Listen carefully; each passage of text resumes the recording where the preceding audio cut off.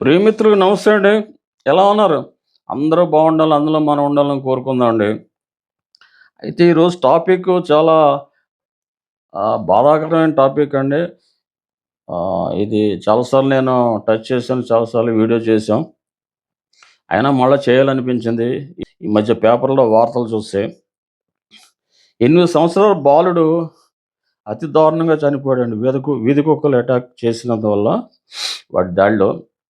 అలాగే మరీ దారుణం ఏంటంటే 7 నెలల పసిపిల్ల తీవ్రంగా గాయపడిందంటే ఇక నేను చదివి ఊరుకోలేక మళ్ళీ ఈ వీడియో చేస్తున్నాను. ఇంతకుముందు రాణా సర్వీస్ వ్లాగ్స్‌లో కూడా ఉంది. చూడండి ఒకసారి. ఇదే కాదు, ఈ మధ్య తరచూ ఇలాంటి దారుణమైన సంఘటనలు జరుగుతున్న న్యాయస్థానాల దృష్టికి, కోర్టుల దృష్టికి పోవడం లేదా మరి తెలీదు. అలాగే ప్రభుత్వం అధికారులు పట్టించుకోవడం లేదు. మనుషుల ప్రాణాలంటే మరీ ఇంత నిర్లక్ష్యం అండి. అందులో ముఖ్యంగా పసిపిల్లల ప్రాణాలంటే.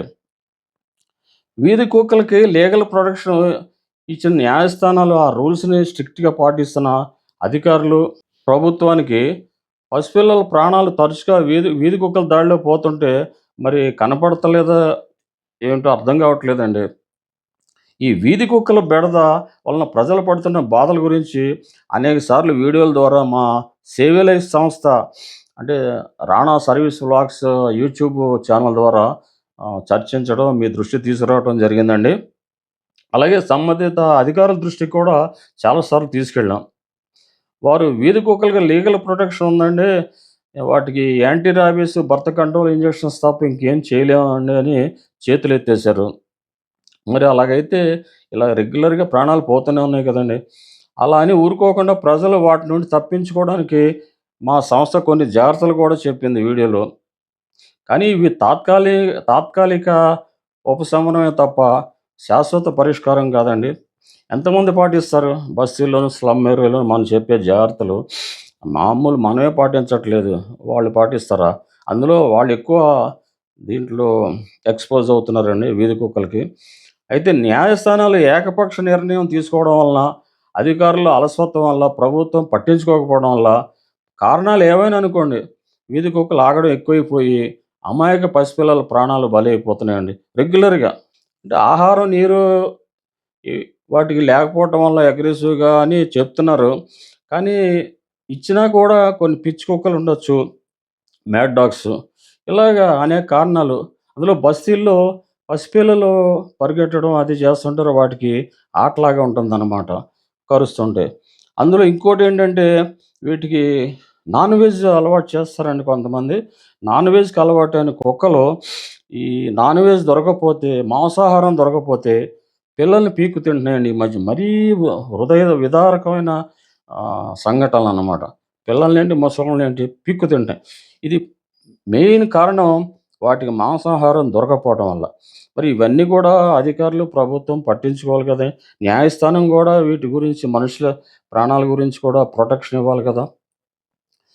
వీధి కుక్కల ప్రాణాలకు ఇచ్చినంత విలువ మనుషుల ప్రాణాలకు ఇవ్వట్లేదండి.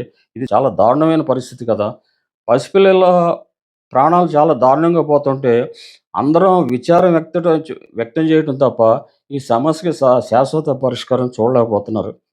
ఈ సంఘటనలు, దారుణమైన సంఘటనలు ఎందులో అయితే పసిపిల్లల ప్రాణాలు పోతున్నాయో, అందరం కలిసి సమాజంలో న్యాయస్థానాలు, ప్రభుత్వం, అధికారులు, ప్రజలు కూడా కలిసి మనం ఇవన్నీ ఆపడానికి కృషి చేయాలండి. చిత్తశుద్ధితో కృషి చేయాలి. ఏదో చూసి చదివేసి వదిలేయడం కుదరదు కదండీ! ఎన్ని జాగ్రత్తలు తీసుకున్నా బస్తీల్లోను, స్లమ్ ఏరియాల్లోనూ కుక్కల దాడికి బలయ్యేది బీదవారు, వారి పిల్లలేనండి. ముఖ్యంగా చూడండి మీరు పేపర్‌లో చదివితే. భవంతుల్లో ఉండేవారికి, కారుల్లో తిరిగేవారికి వీధి కుక్కల బెడద అంతగా తెలియకపోవచ్చండి. వాటి వల్ల నష్టం కూడా కలగకపోవచ్చు. ఎందుకంటే వాళ్ళు కారుల్లో ఉంటారు, భవంతుల్లో ఉంటారు. కానీ వీధి కుక్కల వలన ఎక్కువగా నష్టం కలిగేది బీదవారికి, వారి పిల్లలకి, అలాగే కాలినడకన నడిచేలే మధ్య తరగతి వాళ్ళకి కాలనీల్లో మన కాలనీలో కూడా జరుగుతుంటాయి. కుక్కలు కరుస్తుంటాయి. కాబట్టి ప్రభుత్వమే ఒక సలహా అండి. ప్రభుత్వమే వీధి కుక్కలకి కెనెల్స్ లాంటి షెల్టర్స్ ప్రొవైడ్ చేసి, తగిన సిబ్బందిని నియమించి, వారి మీద అధికారుల పర్యవేక్షణతో వాటికి ఆహారం, నీరు, అలాగే సరైన వైద్య స సౌ సౌకర్యం ఇవ్వాలండి. వీధి కుక్కల ప్రాణాలకి ఇచ్చే విలువ మనుషులు కూడా ఇవ్వమని మేము కోరేది. ఈ విషయం న్యాయస్థానాలు, ప్రభుత్వం, అధికారులు, స్వచ్ఛంద సంస్థలు దయచేసి ఆలోచించాలి, గ్రహించాలి ఇందులో ఉన్న ప్రాబ్లము.